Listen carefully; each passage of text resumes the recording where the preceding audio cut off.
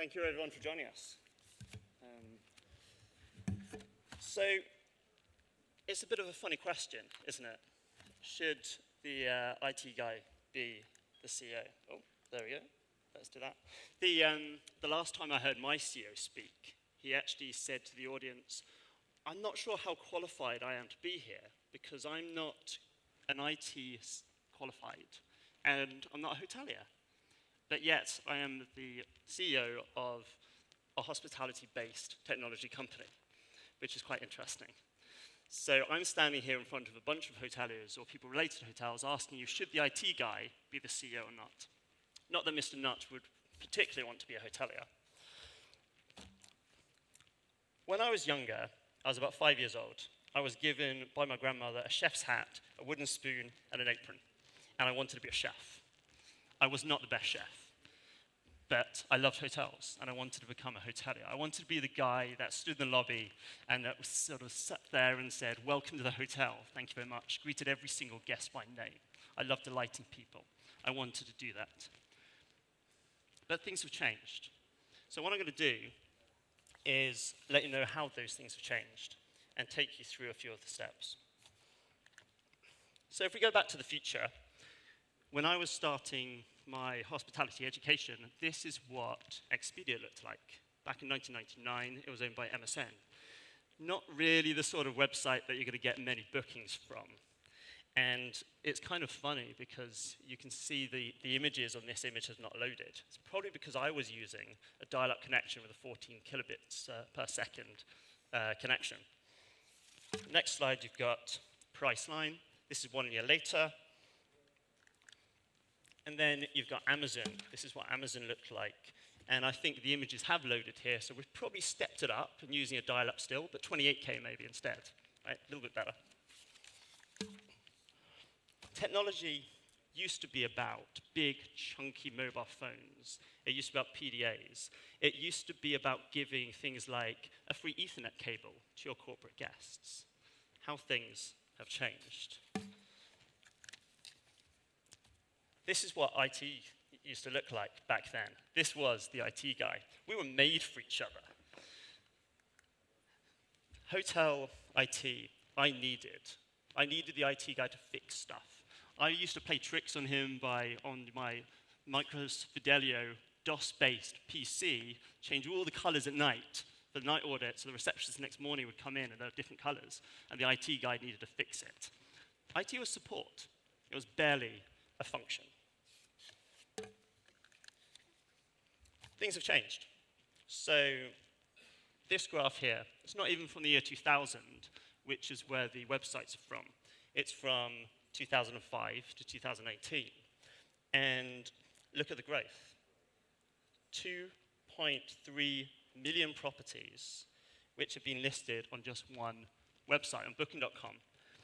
And this doesn't include any of the home rentals. This is only the hospitality part. So when you look at the two combined, and you're looking at a figure of $192 billion, and this is from online, only online. Technology companies were getting the revenue, not the hotels. So I made the switch.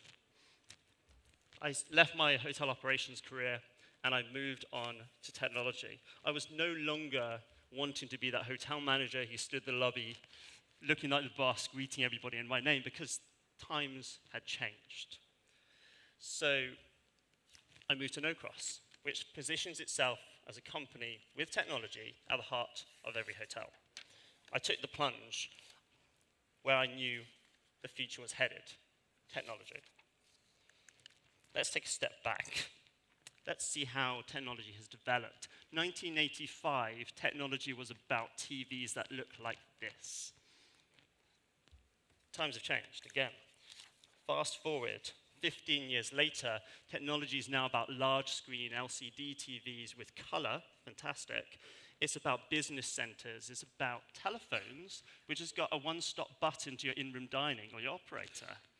It's about giving those Ethernet cables. We had Wi-Fi, far from stable, certainly not free.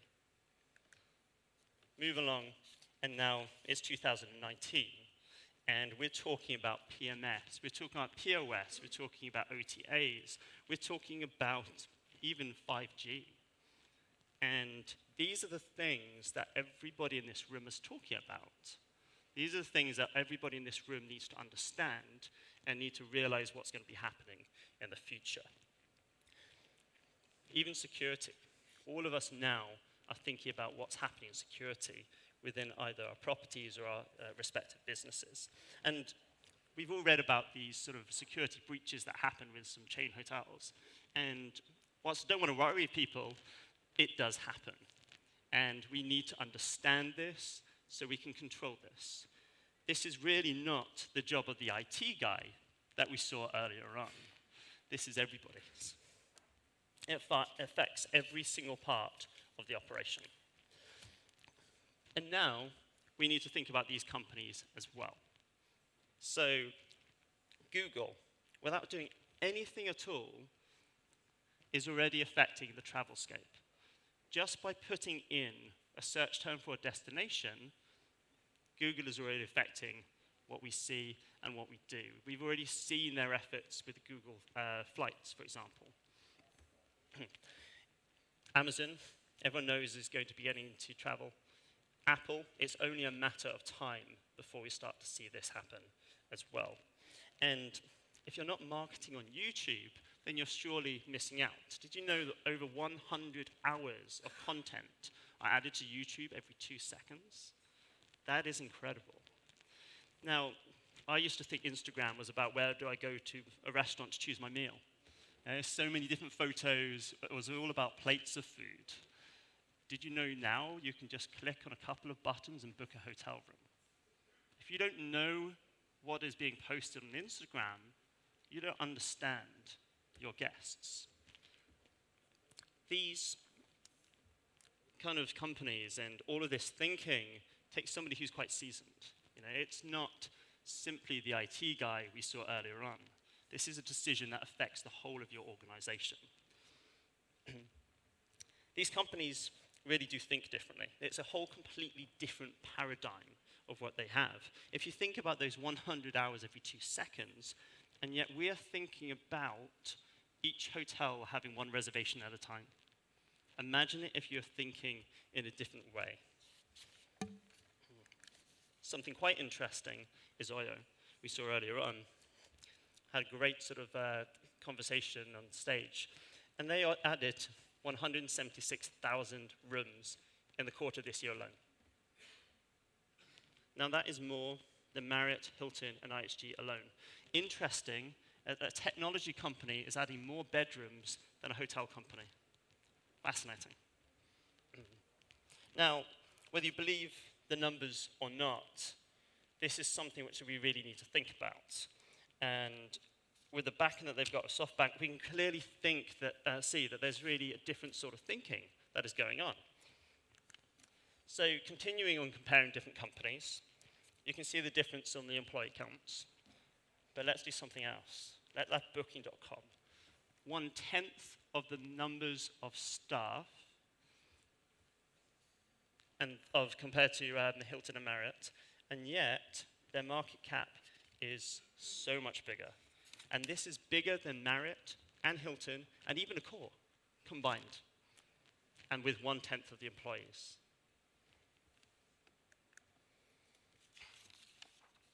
So technologies excuse me, are disrupting.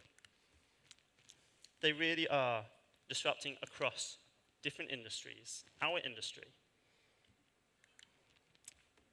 We are living in what anthropologists would call an era of abundance. Now, a typical Walmart store has got about 120,000 different products in their supermarkets. Okay? Now, that is let me just read this right, 1/3,000, that's 0.0003% less products than what Amazon's got. Can you imagine a supermarket with 350 million different products? Why would you want to go to Walmart anymore? Why would anybody bother going anywhere else when you've got that much choice and that much selection? It's a quantity that I cannot possibly imagine seeing with my own eyes, with how many products that might be. Now, technology scale. And when you're thinking like a tech person, amazing things can really happen. Imagine your hotels, same scenario, but instead of having one reservation at a time, you can have 1 million people all talking to a chatbot simultaneously. 1 million bookings at once. And it's possible today. You can also imagine knowing all of your guests, knowing their processes, taking away the human error to make sure that your guest gets what they need every single time. Hotels need to change, you know. It's the way that technology companies think that makes them different. If you take 30 steps, 1, 2, 3, 30 all the way along, you'll travel 30 meters. If you travel 30 exponential steps, you go 25 times around the world. That is really quite incredible. The 176,000 rooms that Oyo put on, are they thinking linearly or are they thinking exponentially? Data is also going up at an incredible rate. But we need to catch up as hoteliers. Very, very common scene now. If you see from here, 60% of your day, if you discount your commuting time, your eating, your sleeping, and your daily sort of essentials that you need to do, 60% of your day-to-day is spent on a device. And it could be either a mobile device, it could be a laptop, it could be another device, but it is an internet device. You are connected 60% of your day. But why are hotels so far behind? Are you enabling people to be connected at all times? Are you enabling people to stream content at the speed that they'd like to stream it at? I laugh when I get a 1 megabyte connection for my hotel loyalty, when actually I can't buy less than 1 gigabyte in Singapore in my 1-bedroom flat, which I really do not need. It's kind of funny how it works. Are you enabling people to connect where they want to, how they want to? Are you making every single part of your spaces produce revenue? Co-working spaces being made available in your lobbies to enable people to connect, to hook up to the internet, to work at any one stage. But there are obstacles. And some of the obstacles is because hotels don't ever change their hardware. You know, the technology was available 10 years ago to have a mobile key. Why are we not using it? Why are we only starting to talk about it now? And it's also, there's a risk of security, of course, as well. And that's for every single piece of information that you collect. And this could even be a photograph of your guests. And we're going to talk about that in just a moment. But first, being connected is not just a mobile. It could be voice. I believe the future is going to be voice. We can even, right now, hey Siri, what time is it in London? In London, England, It's happening now. It's not sci-fi. It is already here. Maybe the next question is going to be this, and we'll be booking via Siri as well. It already exists in other industries. You can book an Uber on Alexa. You can even get Google with their new voice recognition coming out very soon to be able to book yourself a hairdressing appointment. And what about that facial recognition that we're talking about? It's already happening. In China, they can have crowds of people, thousands of people, and yet within milliseconds identify an individual person. As you said earlier, hotels for the last 10 years could easily put on the mobile keys, but they haven't. They're still not yet. Imagine it putting somebody's face and then walking up to the door and then immediately being opened for the correct guest because you've got that person involved. And I find this absolutely amazing, that I can go into China or some countries, but mainly China. I can go to a street vendor or a tiny cafe, and I can pay with my mobile phone. Yet, when I go to a hotel, I get to the front desk, they take a deposit from my card, and they tell me that you're going to get your deposit back in 3 weeks, sir. When it's actually debited immediately as soon as I go to this little guy, he's in the street selling me street food. I laugh and think it's wonderful. When are we going to catch up? No. But do you have the skills? I know I'm very slightly above time, but bear with me just a moment. Do you have the skills to use technology? Okay, there we go. If you'll indulge me just for 1 minute, I would love this. Marriott, fascinating. 2 staff in their leadership team out of 20 with a with an IT or technology background. And this could be education related or previous experience. Next one here, Hilton, they have got a ratio of, let me just double check my notes, 2 out of 9. Accor Hotels, getting better here, 4 out of 11. And then Airbnb, the other way around, 9 for every 4 non-technology based. And then finally on this one, Booking.com, the leadership team again, 9 technology related for every non. Looking at that, we can actually see why Booking.com, because of their technology thinking, has got the market cap they have, and they've got that $85 million market every single year. So I'm going to sum up now. I've got 2 slides to do. If I was the CEO of a Bali-based hotel chain, what would I do? How would I be here? Well, the first thing I would do, I would do an application. We've already seen the screen time that people like, 60% of their day on a device, so let them continue, enable that behavior. So I'd create an application, but it's not going to be for my hotel, it's going to be for Bali. Why is that? Because that means I know that my guests are going to go to the restaurant, they're going to book a taxi, they're going to go to a tour, they're going to go maybe on a boat ride somewhere. I want them to have my brand experience for the entire destination. Why segment ourselves? Let's leverage on that competition and make sure that they work with us, not against us. I'd also, there's my slides gone, there we go. Collective bargaining. I would team up with people here. I would make sure that there's so tight integrations are happening across all of our platforms. Why are there so many property management systems? There's no need. We saw earlier on the benefits of having a technology stack that works for your company across it. Get everybody on similar platforms all at the same time so it's a seamless experience for every single guest who comes not just to your property, but to Bali as a whole. So then, when they leave Bali, anytime they think of that as a destination, they think of your brand. That is what they're going to be doing. So let's answer the question again. Should the IT guy be the CEO? Maybe not.